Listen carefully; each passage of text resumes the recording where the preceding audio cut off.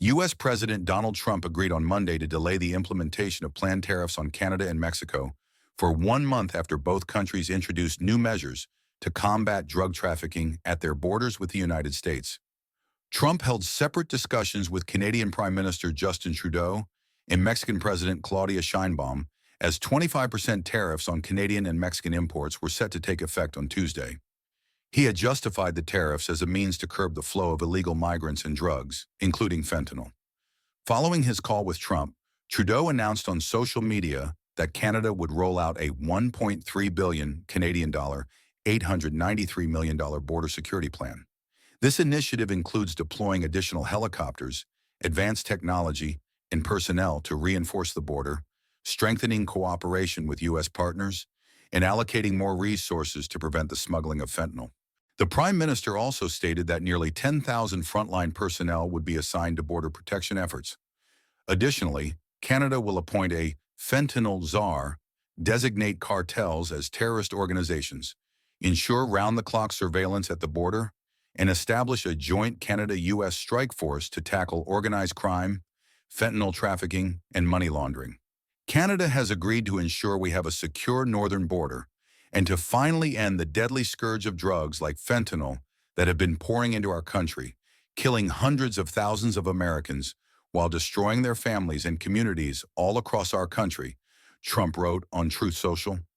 Following a call with Sheinbaum earlier in the day, Trump announced that she agreed to immediately deploy 10,000 Mexican soldiers to the border separating Mexico and the United States to stop the flow of fentanyl and illegal migrants into the United States.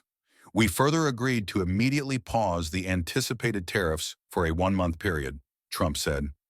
Over the next month, Secretary of State Marco Rubio, Secretary of Treasury Scott Bessent, and Secretary of Commerce Howard Lutnick will engage in negotiations with high-level Mexican representatives, Trump said. I look forward to participating in those negotiations with President Sheinbaum as we work toward reaching a deal between our two countries, Trump said. In a separate social media post, Sheinbaum also confirmed the agreement, stating that both nations would collaborate on security and trade. Over the weekend, Trump announced plans to impose 25% tariffs on imports from Mexico and Canada, with an exception for Canadian energy products, which would be taxed at a 10% rate. He also proposed a 10% tariff on goods from China. Trump further warned that if the targeted countries retaliated, the U.S. would escalate tariff rates in response. As concerns over the economic impact of tariffs grew, Trump acknowledged on social media Sunday that there could be some pain, but insisted it would be worth the price that must be paid. South Korea has been closely monitoring the situation, as hundreds of Korean businesses operate in Mexico. There are mounting fears that if U.S. tariffs on Mexico take effect, these businesses could suffer significant consequences. During an afternoon press availability, Trump revealed that U.S. officials would engage with their Chinese counterparts over the next 24 hours. He cautioned that if a trade deal could not be reached, U.S. tariffs on China would be very substantial. We'll have some good meetings with China. We have meetings planned, and we'll see what happens, Trump told reporters in the Oval Office. But that was just an opening salvo. If we can't strike a deal with China, the tariffs will be very, very substantial, he added, suggesting that rates could exceed 10%. Trump also commented on China's involvement in the Panama Canal.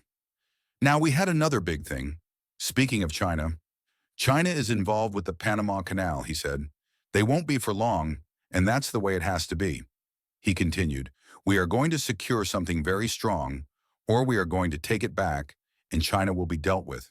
Trump has previously expressed his desire to regain control over the strategically vital canal, which Panama assumed control of in 1999.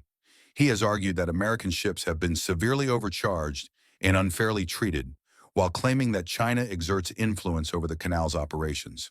Meanwhile, during a press conference, China's ambassador to the UN, Fu Kong, reaffirmed Beijing's opposition to what he described as an unwarranted increase in U.S. tariffs, asserting that there is no winner in a trade war.